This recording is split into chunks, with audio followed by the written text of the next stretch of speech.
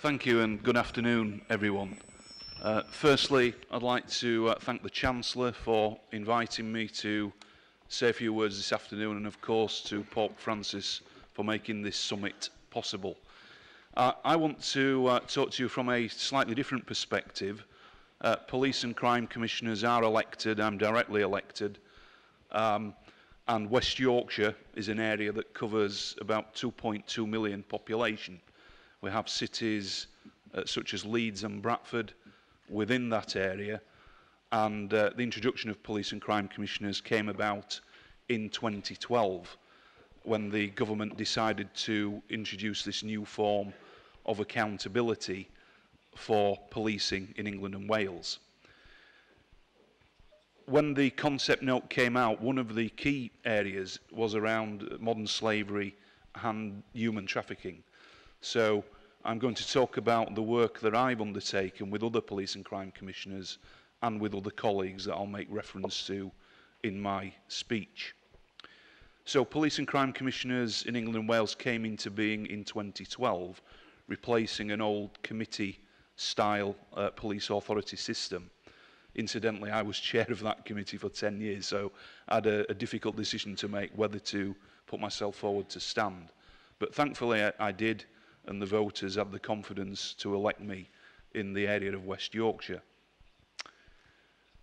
There are 41 police and crime commissioners in England and Wales covering areas such as West Yorkshire, Greater Manchester, we heard from my colleague Tony Lloyd earlier today, West Midlands, big urban areas covering millions of people, to smaller areas covering a few 100,000 of people. Each police force is still led by a chief constable who is responsible for the operational day-to-day delivery of policing. Police and crime commissioners are elected to hold their chief constables and police forces to account, and also have the legal duty to set the budget. And in my case, my budget is more than £500 million, so it isn't insignificant. Also importantly, we have a duty to set something called a police and crime plan, which determines the police and crime objectives for that area and, importantly, the outcomes that we are seeking to achieve. Modern day slavery certainly being one of those.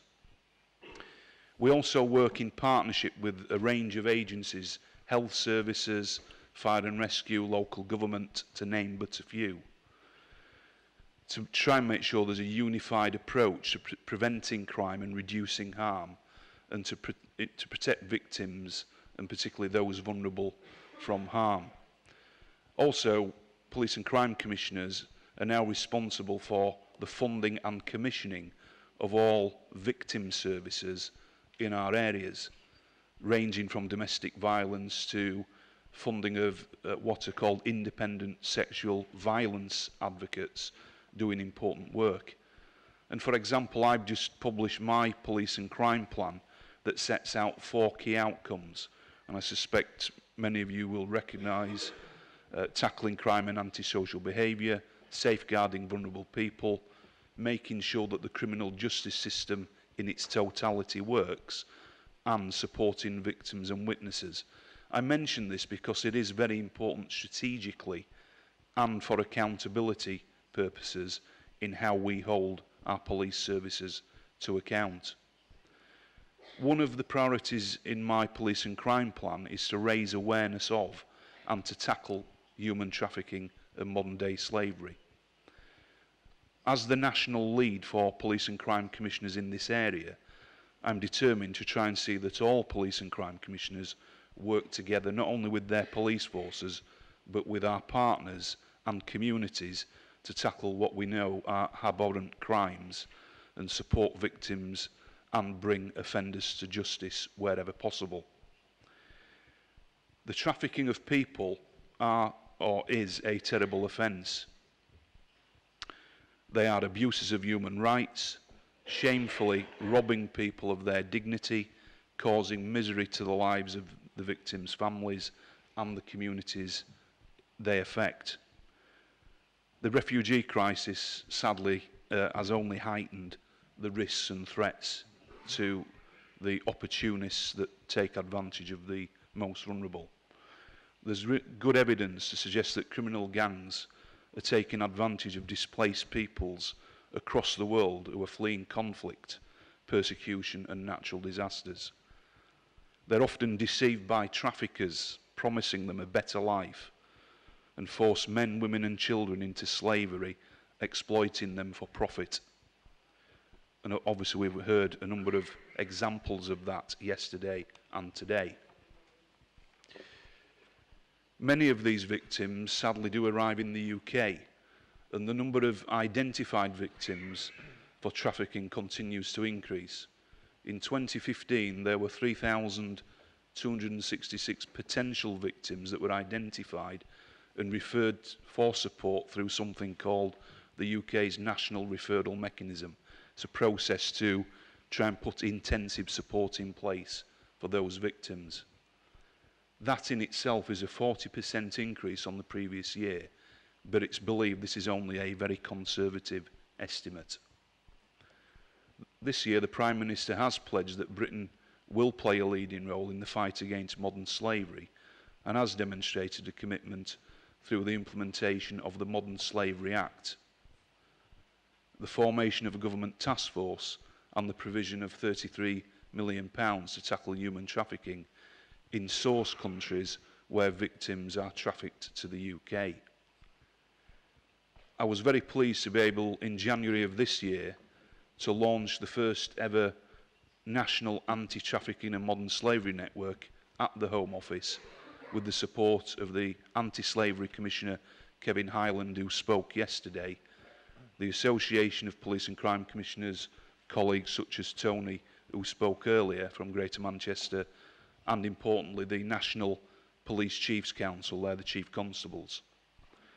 The network has been established to provide a strategic meeting framework for PCCs and other stakeholders to specifically focus on human trafficking and modern-day slavery issues, and is a vital platform to enable us to hold forces to account and tackle more effectively the response to modern-day slavery. I'm keen that all police and crime commissioners play a role in ensuring that chief constables are aware of the national problem and ensure victims are supported and perpetrators brought to justice. In my own area, we've had 2 large-scale investigations where we have literally rescued more than 100 people from various addresses. Many of them were, in one case, from Slovakian nationals, and in another case, Bulgarian nationals, where 45 men were literally being kept in a 2-bedroomed house under slave labour conditions, working at a bed factory that we've successfully prosecuted and closed down. So I've encouraged all police and crime commissioners to engage with the network and include human trafficking in their police and crime plans, which is very important if we're going to allocate the right commitment and resources. Through the network, what we want to do is develop and identify best practice, the trends and patterns, encourage a victim-focused approach, good practice in victim care, the development of intelligence and information sharing protocols between agencies, and support the development of proactive strategies for the prevention of human trafficking and modern-day slavery. One of the ways we've managed to achieve this so far is by inviting police forces to share with the network how they've improved their response to modern-day slavery. And recently, Greater Manchester, for example, have shown that they've utilised an integrated multi-agency approach, working with the Police and Crime Commission, the police and other partners, with an emphasis on victim care. And as Tony Lloyd said earlier, not only have dedicated teams been set up in Greater Manchester, but in West Yorkshire and West Midlands, which cover millions of people in big urban areas. Through the network, the National Police Chiefs Council, the Chief Constables, lead, and the lead for the Modern Slavery Network, Chief Constable Sean Sawyer of Devon and Cornwall Police, this summer presented to the network a proposal to bid for something called the Police Transformation Fund, established by the government. The proposal seeks to transform the police response to human trafficking and modern slavery in line with the recommendations made in a recent review of the Modern Slavery Act, which called for a more consistent and coordinated police approach to dismantle criminal networks.